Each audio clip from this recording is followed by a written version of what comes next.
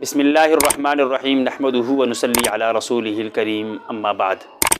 رمضان المبارک کا مہینہ چل رہا ہے اور اس کا دوسرا عشرہ اپنے اختتام کو پہنچ رہا ہے۔ رمضان المبارک میں 4 گویا کہ بڑی عبادتیں ہیں۔ نمبر 1 دن میں روزہ رکھنا، اور نمبر 2 رات کا قیام، چاہے وہ تراویح کے ذریعے سے ہے یا نوافل اور تہجد کے ذریعے سے ہو، اور تیسری بڑی عبادت وہ پورے قرآن پاک کا سننا یا سنانا ہے، اور چوتھی عبادت وہ اعتکاف ہے۔ تو اعتکاف یہ عکف یعکف سے مشتق ہے اور اعتکف یعتکف کا مصدر ہے۔ تو ان عکوف اور اعتکاف دونوں کا معنی ایک ہی ہے، اور لغت میں کسی چیز کو لازم پکڑنا اور اپنے نفس کو اس کے اوپر روک لینے کو اعتکاف کہتے ہیں۔ جیسا کہ مختلف تعریفیں کی گئی ہیں کہ الاقامۃ علی الشیء ولزومہ وحبس النفس علیہ، کہ کسی چیز کو لازم پکڑنا اور اپنے نفس کو اس کے اوپر روک لینا۔ اب خواہ یہ اچھی چیز ہو یا بری چیز ہو، اچھی چیز کے معنی میں اگر لیں تو اللہ پاک کا ارشاد ہے، ارشاد خداوندی ہے کہ وَعَهِدْنَا إِلَىٰ إِبْرَاهِيمَ وَإِسْمَاعِيلَ أَن طَهِّرَا بَيْتِيَ لِلطَّائِفِينَ وَالْعَاكِفِينَ وَالرُّكَّعِ السُّجُودِ، کہ ابراہیم اور حضرت اسماعیل علیہ السلام کو اللہ نے حکم دیا کہ خانہ خدا، خانہ کعبہ کو،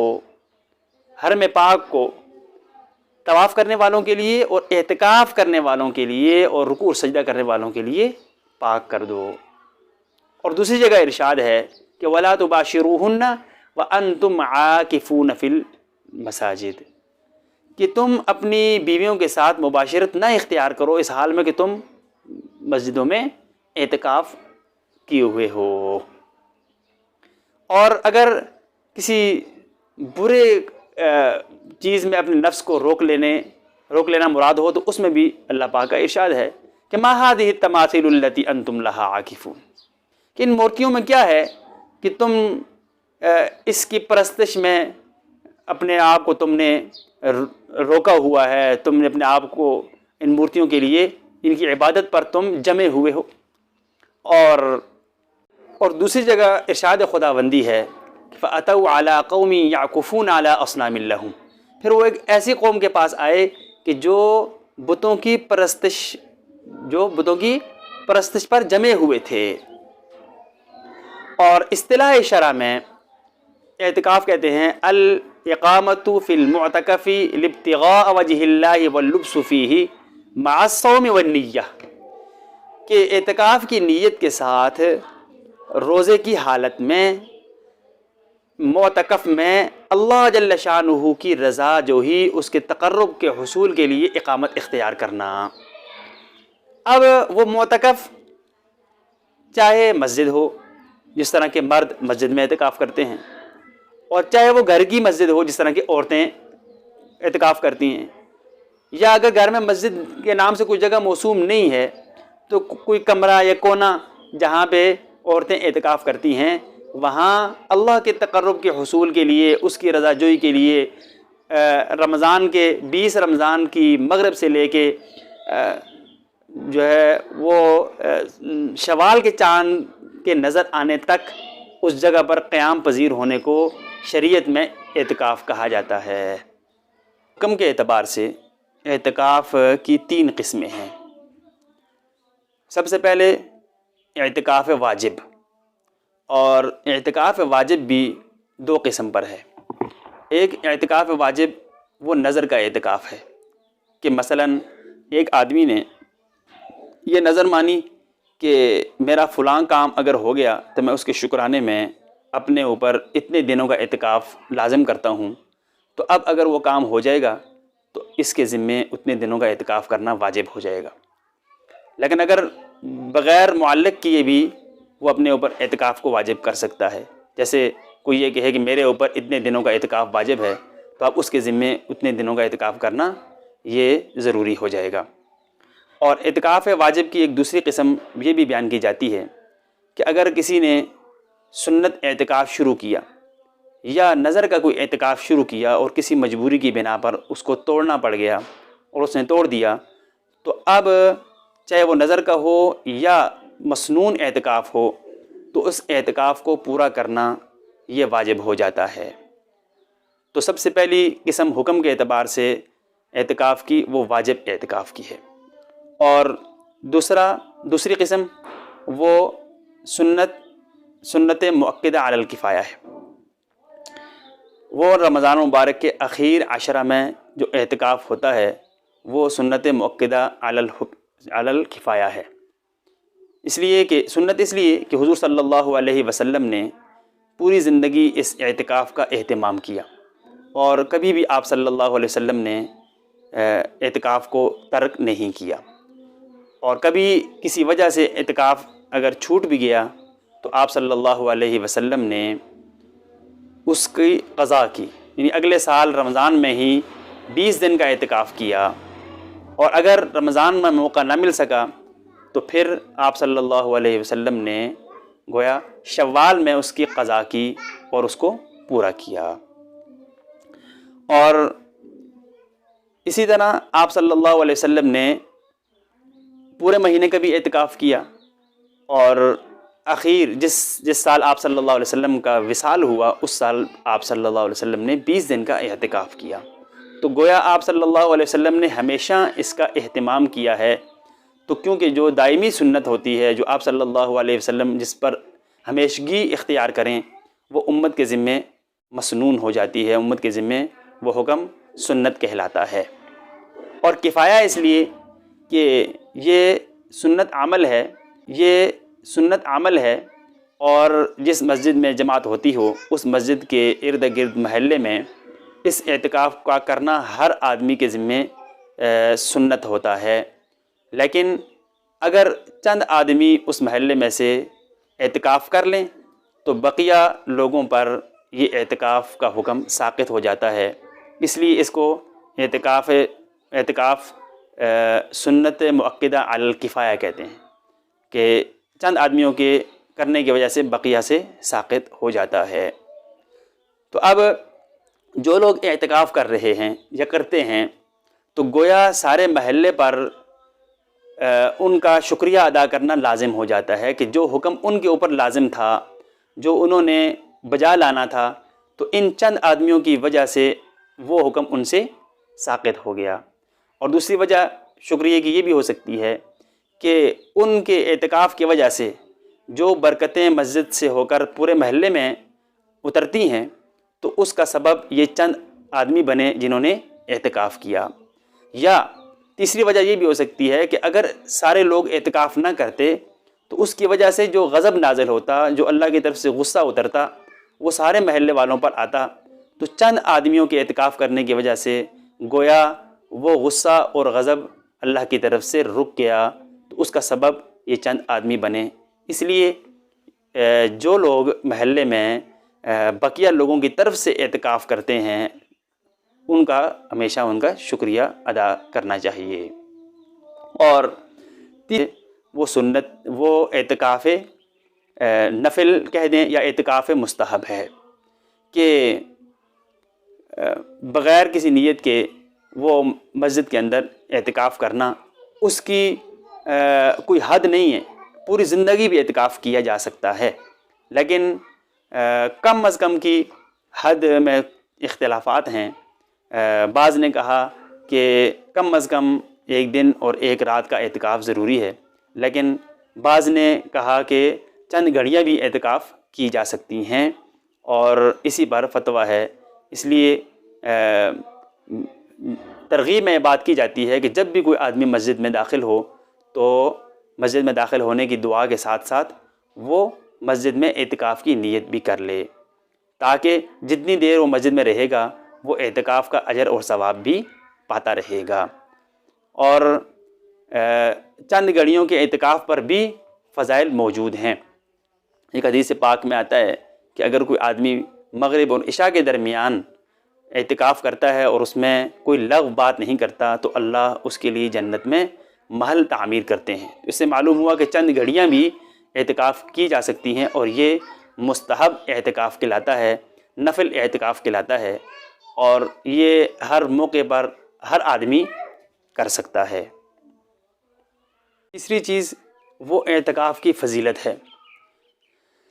اعتکاف کی فضیلت کے لیے یہی کافی ہے کہ آپ صلی اللہ علیہ وسلم نے اس پر مواظبت اختیار کی اور ہمیشہ اس کو کیا ہے۔ اس کی فضیلت کے لیے یہی کافی ہے۔ اور یہ اعتکاف صرف اس امت کے لیے نہیں ہے، بلکہ اس سے پہلے بھی امتوں پر اعتکاف مشروع رہا، اور وہ ان کے اعتکاف اور ہمارے اعتکاف میں صرف فرق یہ ہوتا تھا کہ ان کا اعتکاف وہ مسجد کے بجائے وہ جنگلوں میں، غاروں میں، صحراؤں میں وہ لوگوں سے لا تعلق ہو کر، مخلوق سے کٹ کر وہ وہاں بیٹھ جاتے، اور مخلوق کے ساتھ رہن سہن ان کے لیے ممنوع ہو جایا کرتا تھا۔ لیکن ہمارا اعتکاف اللہ نے ہمیں آسانی فرمائی ہمارے لیے، اور مسجد میں چند دن اور 10 دن کے لیے اعتکاف ہمارے لیے مشروع کیا گیا، جس میں لوگوں کے ساتھ ملنے جلنے اور بات چیت جو ضروری ہو اس سے بھی منع نہیں کیا گیا۔ تو بہرحال اعتکاف حضور صلی اللہ علیہ وسلم سے پہلے بھی کیا گیا، اور حضرت موسیٰ علیہ السلام کو بھی جس وقت تورات دینے کا موقع آیا تو اس وقت اعتکاف کروایا گیا، کہ تاکہ حضرت موسیٰ علیہ السلام کے اندر وہ نورانی استعداد پیدا ہو جائے، جس سے تورات کا حصول ان کے لیے آسان ہو جائے۔ تو 40 دن اعتکاف کروایا، اور پھر تورات اللہ کی جو کتاب تھی وہ اللہ نے ان کو عطا کی۔ تو حضرت عیسیٰ علیہ السلام کو بھی اللہ نے انجیل دینے سے پہلے اعتکاف کروایا، اور حضور صلی اللہ علیہ وسلم بھی قرآن کے نزول سے پہلے وہ غار میں تشریف لے جاتے، اور کئی دن جو ہیں وہاں مراقبہ کرتے اور اعتکاف کیا کرتے تھے۔ پھر اللہ نے جس وقت ایک نورانی استعداد پیدا ہوئی تو آپ صلی اللہ علیہ وسلم کو بھی قرآن پاک عطا کیا۔ تو گویا نورانی استعداد کو پیدا کرنے کے لیے یہ اعتکاف مشروع کیا گیا ہے، کہ تاکہ انسان کے احکامات کو بجا لانے کا اس کے اندر ایک طاقت اور ہمت اور اسی طرح ایک استعداد پیدا ہو جائے۔ تو اللہ کے نبی صلی اللہ علیہ وسلم نے بھی مختلف احادیث کے اندر اعتکاف کے فضائل کو بیان کیا۔ ایک حدیث پاک میں ارشاد نبوی ہے، فرمایا حضور صلی اللہ علیہ وسلم نے کہ المعتکف یعتکف الذنوب ویجری لہ من الحسنات کعامل الحسنات کلھا۔ اس حدیث پاک میں حضور صلی اللہ علیہ وسلم نے معتکف کے لیے 2 انعام ذکر کیے۔ ایک یہ کہ جو معتکف ہوتا ہے وہ حقیقت میں مسجد میں اعتکاف کیے ہوئے ہوتا ہے، مسجد میں ٹھہرا ہوا نہیں ہوتا، بلکہ وہ گناہوں سے گویا کہ وہ معتکف ہوتا ہے، یعنی گناہوں سے حفاظت ہو جاتی ہے، اس کی گناہوں سے حفاظت ہو جاتی ہے۔ یعنی وہ آدمی اگر مسجد میں اعتکاف کیے ہوئے نہ ہوتا، باہر ہوتا، تو اس کی وجہ سے وہ قدم قدم پر اللہ کی نافرمانی کرتا، اور ان مقدس گھڑیوں میں اللہ کی نافرمانی کرنا کتنی ہی رحمت سے دوری اور بدبختی ہو سکتی تھی، لیکن اللہ نے اعتکاف کی برکت سے اس کو گناہوں سے محفوظ کر دیا۔ تو گویا یہ اعتکاف گناہوں سے حفاظت کا ذریعہ بن گیا۔ اور دوسری چیز جو اس حدیث میں بیان کی گئی وہ یہ کہ جو عبادتیں اعتکاف کی وجہ سے وہ نہیں کر سکتا اور وہ لوگ کر رہے ہیں، ان پر اجر اور انعام ہیں، تو معتکف کو بغیر کیے ان اعمال کا اجر مل جاتا ہے۔ معتکف وہ ساری چیزیں بغیر کیے حاصل کر سکتا ہے۔ تو گویا اعتکاف کی برکت سے انسان کو وہ اعمال، وہ اجر بھی مل جاتے ہیں۔ ایک حدیث پاک میں حضور صلی اللہ علیہ وسلم کا ارشاد ہے کہ من اعتکف 10 فی رمضان کان کحجتین وعمرتین، کہ جو آدمی رمضان کے اخیر 10 میں اعتکاف کرے تو اس کا یہ اعتکاف گویا کہ 2 حج اور 2 عمروں کے برابر ہے۔ یعنی جو آدمی اعتکاف کو آداب کا لحاظ رکھ کے کرتا ہے تو اس کو 2 حج اور 2 عمروں کا ثواب ملتا ہے۔ اور ایک تیسری حدیث میں حضور صلی اللہ علیہ وسلم کا ارشاد ہے کہ من اعتکف 10 فی رمضان ایمانا و احتسابا غفر لہ ما تقدم من ذنبہ، کہ جو آدمی رمضان کے اخیر عشرے میں اعتکاف کرے ایمان کے ساتھ اور ثواب کی امید کر کے، تو اللہ جل شانہ اس کے پچھلے سارے گناہوں کو معاف فرما دیتے ہیں۔ سبحان اللہ، کہ تھوڑی سی عبادت ہے اور چند دنوں کی تکلیف ہے جس کی برکت سے اللہ پچھلے سارے گناہوں کو معاف فرما دیتے ہیں۔ اور ایک حدیث پاک میں حضور صلی اللہ علیہ وسلم کا ارشاد ہے کہ من اعتکف یوما ابتغاء مرضات اللہ جعلہ اللہ بینہ وبین النار ثلاث خنادق وابعد مما بین الخافقین، کہ جو آدمی ایک دن کا اعتکاف اللہ کی رضا کو حاصل کرنے کے لیے اور اس کی رضا کے حصول کے لیے کرتا ہے، تو حضور نے فرمایا کہ یہ جو آدمی اعتکاف کرتا ہے تو ایک دن کے اعتکاف کا کیا اجر ہے؟ فرمایا اس کے اور اس جہنم کی آگ کے درمیان 3 خندقیں اللہ جل شانہ حائل کر دیتے ہیں، اتنی دوری بنا دیتے ہیں۔ اور ایک خندق کی جو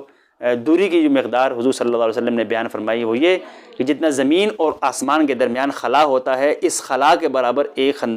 خندق کا خلا ہے، یا مشرق اور مغرب کے درمیان کا جو خلا ہے یہ اس کی دوری ہے۔ سبحان اللہ، چند دن کی اعتکاف کی برکت سے اللہ نے اتنا بڑا انعام عطا فرمایا۔ تو نہیں، ایک دن کے اعتکاف کی برکت سے 3 خندقیں دور ہوا، تو گویا 10 دن اگر کسی کو میسر آگے تو گویا 30 خندقیں جہنم سے دور ہو جاتا ہے، اور ایک خندق کی مقدار زمین و آسمان کے برابر ہے۔ یہ تو وہ فضائل ہیں کہ جو اعتکاف کے اوپر حضور صلی اللہ علیہ وسلم نے خود ارشاد فرمائے ہیں، لیکن اس کے علاوہ بھی بہت سارے فضائل کو حاصل کر سکتا ہے معتکف، اعتکاف کرنے والا۔ وہ اعتکاف کی وجہ سے بہت سارے دوسرے فضائل کو بھی حاصل کر سکتا ہے، اعمال کی وجہ سے، کیونکہ ان اعمال پر بھی احادیث کے اندر اور اسی طرح قرآن پاک میں ان کے مختلف فضائل بیان کیے گئے ہیں۔ ان میں سب سے بڑی فضیلت وہ مسجد کی آبادی ہے، کہ مسجد، کیونکہ معتکف وہ مسجد میں اعتکاف کرتا ہے تو گویا وہ مسجد کو آباد کرنے والا ہوتا ہے، اور اللہ جل شانہ نے مسجد کو آباد کرنے والوں کے لیے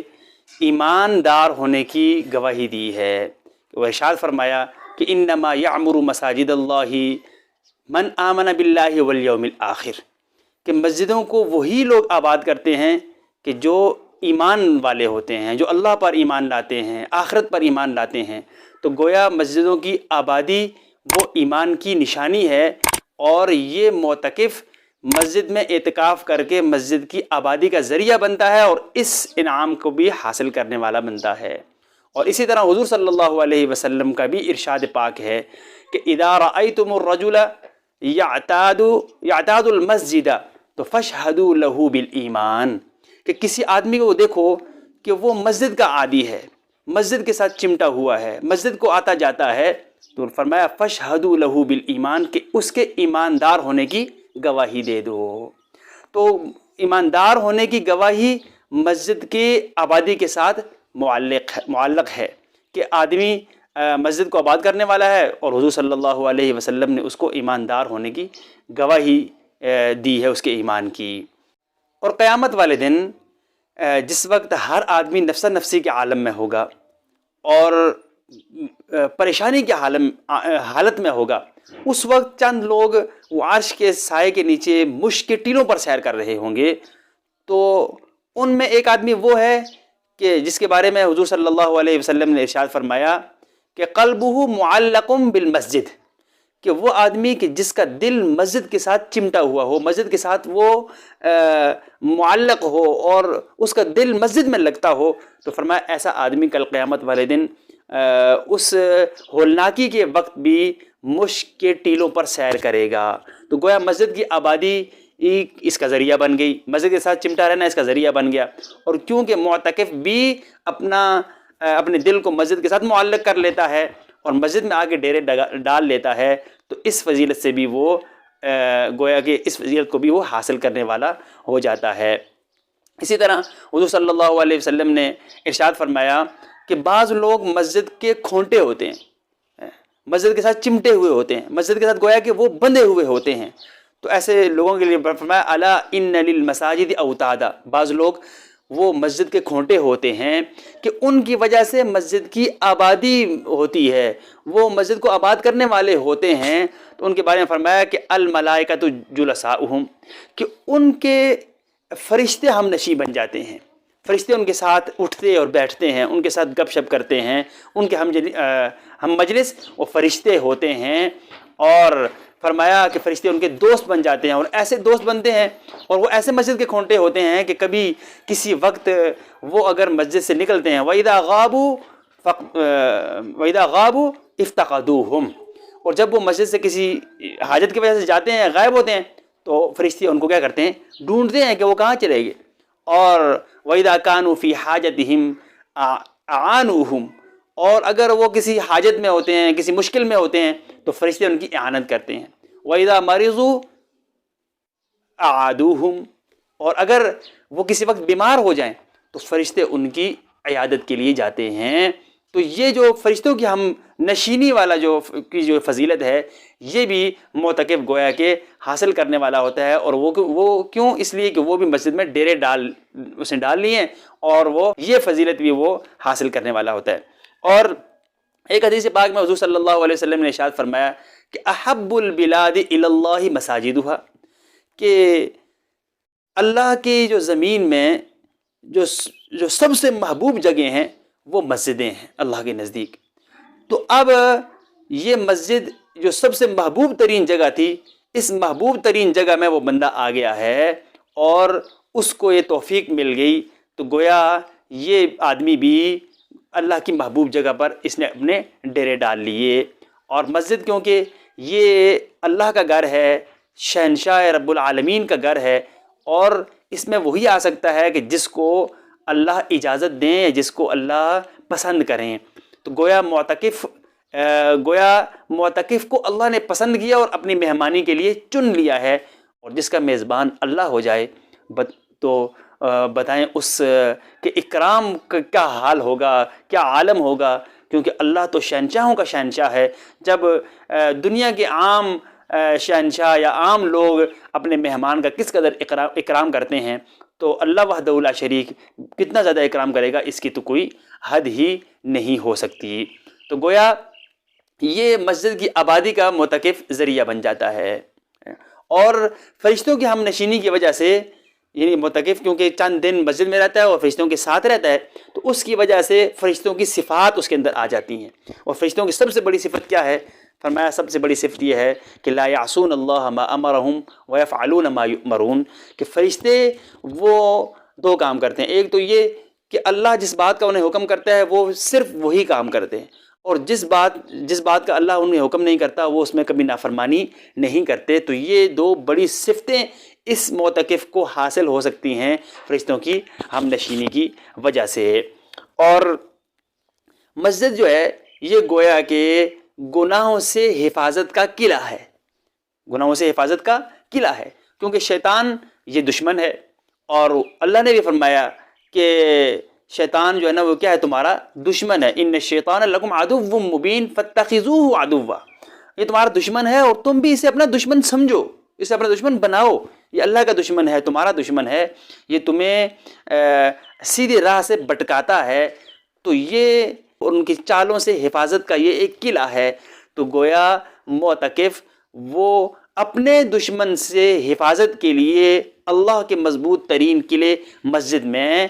آ جاتا ہے، اور اللہ کی حفاظت میں اور شیطان سے حفاظت میں آ جاتا ہے۔ تو گویا مسجد میں آنا یہ اس کے لیے گناہوں سے حفاظت کا ایک بہت بڑا ذریعہ بن جاتا ہے۔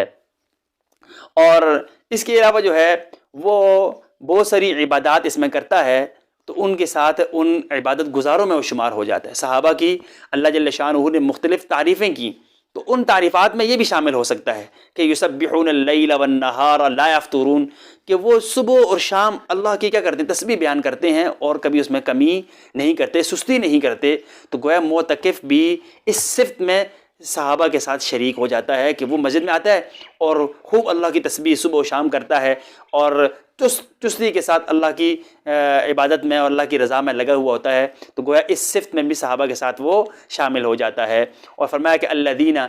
صحابہ کی ایک اور صفت بیان کی کہ الذین یذکرون اللہ قیاما وقعودا وعلی جنوبہم، کہ ایمان والے یعنی صحابہ رضی اللہ تعالی عنہم اجمعین جو ہیں، یہ وہ لوگ ہیں کہ جو اللہ کا ذکر کرتے ہیں قیام کی حالت میں، اور اسی طرح جو ہے وہ بیٹھنے کی حالت میں، قعود کی حالت میں، بلکہ وہ لیٹے ہوئے بھی اللہ جل شانہ کا کیا کرتے ہیں، ذکر کرتے ہیں، اللہ جل شانہ کی تسبیح و تحلیل کرتے ہیں۔ تو گویا اعتکاف کرنے والا بھی وہ اسی طرح اٹھتے بیٹھتے لیٹتے اللہ کا ذکر کر رہا ہوتا ہے، تو گویا اس صفت میں بھی صحابہ کے ساتھ وہ مشابہت اختیار کرتا ہے۔ اور اسی طرح فرمایا کہ تتجافى جنوبهم عن المضاجع يدعون خوفا وطمعا ومما رزقناهم ينفقون، صحابہ کی ایک تیسری صفت بیان کی کہ وہ ان کے پہلو ان کی خوابگاہوں سے الگ رہتے ہیں، عبادت کی وجہ سے، تہجد کی وجہ سے، تراویح کی وجہ سے، رات کو عبادت و تلاوت کی وجہ سے۔ تو کیونکہ اعتکاف کرنے والا بھی یہ عمل کرتا ہے، تو گویا جو صحابہ کی صفت اللہ نے قرآن میں بیان کی کہ ان کے پہلو ان کی خوابگاہوں سے الگ رہتے ہیں، تو گویا معتکف بھی اس تعریف میں اور اس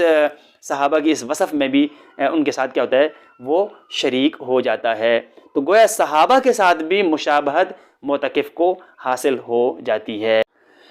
اور سب سے بڑی فضیلت معتکف کو جو حاصل ہوتی ہے، جس کے لیے اعتکاف کیا جاتا ہے، وہ لیلۃ القدر کا حصول ہے۔ یعنی اعتکاف حضور صلی اللہ علیہ وسلم نے بھی لیلۃ القدر کی تلاش میں کیا تھا، اور لیلۃ القدر بہت فضیلت والی رات ہے۔ اللہ جل شانہ کا ارشاد ہے کہ انا انزلناہ فی لیلۃ القدر وما ادراک ما لیلۃ القدر لیلۃ القدر خیر من الف شہر، کہ لیلۃ القدر وہ رات ہے کہ جس میں اللہ نے قرآن پاک کو نازل کیا۔ اور اس کی فضیلت کیا ہے، یہ رات کیسی ہے، کیا معلوم کہ وہ لیلۃ القدر کیا ہے۔ اور فرمایا کہ اس کی چند فضیلتیں اور چند چیزیں اس میں یہاں بیان کی گئیں کہ لیلۃ القدر خیر من الف شہر،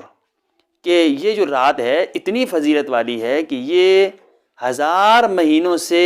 کی عبادت سے افضل رات ہے۔ یعنی جس کو یہ رات حاصل ہو جائے، وہ اس میں عبادت کر لے، اللہ کو راضی کر لے، تو گویا ایک رات کی عبادت وہ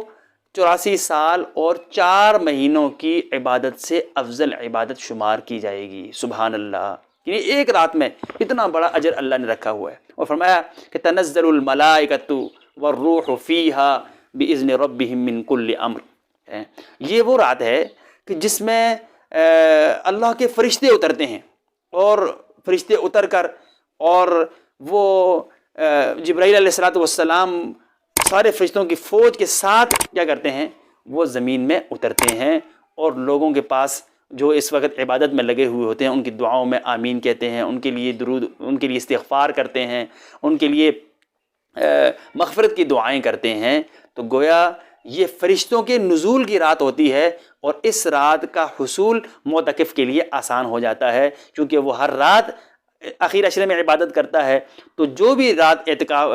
لیلۃ القدر کی ہوگی، وہ اسے لا محالہ حاصل ہو جائے گی۔ اور لیلۃ القدر کے کتنے فضائل ہیں، حضور صلی اللہ علیہ وسلم نے ارشاد فرمایا کہ من قام لیلۃ القدر ایمانا واحتسابا غفر له ما تقدم من ذنبہ، کہ جو آدمی ایمان اور ثواب کے حصول کی امید کے ساتھ، یقین کے ساتھ لیلۃ القدر میں کیا کرتا ہے، عبادت کرتا ہے، تو اللہ جل شانہ اس کے پچھلے سارے گناہوں کو معاف فرما دیتے ہیں۔ اور حضور صلی اللہ علیہ وسلم کا یہ بھی ارشاد پاک ہے کہ خرجت لأخبرکم لیلۃ القدر فتلاحا فلان فلان فرفعت، کہ میں اس لیے تمہارے پاس آیا تھا کہ میں تمہیں لیلۃ القدر اس کی اطلاع کے لیے تمہارے پاس آیا، لیکن فتلاحا فلان فلان، تو وہ فلاں لوگ جھگڑ رہے تھے، تو ان کی وجہ سے فرفعت، اس کی تعیین میرے ذہن سے نکل گئی، یعنی وہ اٹھا لی گئی، یعنی وہ اس کے جھگڑوں میں، اس کے جھگڑے کے خلاصی میں، ان کے صلح میں حضور علیہ السلام لگ گئے، اور پھر اللہ نے اس کی تعیین اٹھا لی، لیکن حضور صلی اللہ علیہ وسلم نے ارشاد فرمایا کہ وَعَسَىٰ أَن يَكُونَ خَيْرًا لَكُمْ، ہو سکتا ہے کہ یہ مجھ سے جو بلائی گئی ہے اس میں تمہارے لیے کوئی خیر ہی ہو، تو فَالْتَمِسُوا فِيهَا فِي التَّاسِعَةِ وَالسَّابِعَةِ وَالْخَامِسَةِ، اب اس کو 7ویں میں، 9ویں میں، 5ویں میں، گویا طاق راتوں میں سے کیا کرو، تلاش کرو۔ تو اب اس کو اخیر عشرے کی طاق راتوں میں تلاش کرنے کا حکم دیا گیا، اخیر عشرے میں اس کو تلاش کرنے کا حکم دیا گیا۔ اور جو معتکف ہوتا ہے وہ گویا کہ اس کو اس رات کی تلاش میں آسانی ہو جاتی ہے اور وہ اس رات کو پا لیتا ہے۔ اور ایک حدیث میں فرمایا کہ اس رات کو اخیر عشرہ کی طاق راتوں میں کیا کرو، تلاش کرو۔ اور ظاہر بات ہے عام آدمی اگر اس کو تلاش کرتا ہے تو دنیا مشاغل کی وجہ سے وہ اس عبادت کے ثواب کو اس کا پانا مشکل ہو جاتا ہے، جبکہ معتکف کو یہ رات بھی حاصل ہو جاتی ہے۔ اگر وہ عبادت نہ بھی کرے اعتکاف کی وجہ سے اس کا سونا بھی اس کی عبادت میں شمار کیا جاتا ہے۔ اس لیے معتکف تو ہر حال میں اس رات کے فضائل کو گویا کہ حاصل کرنے والا ہوتا ہے۔ چیز وہ اعتکاف کے اعمال ہیں کہ معتکف وہ اعتکاف کی حالت میں اس کو کون سے اعمال کرنے چاہیے۔ تو اس میں اس بات کو ذہن میں رکھیں، کیونکہ معتکف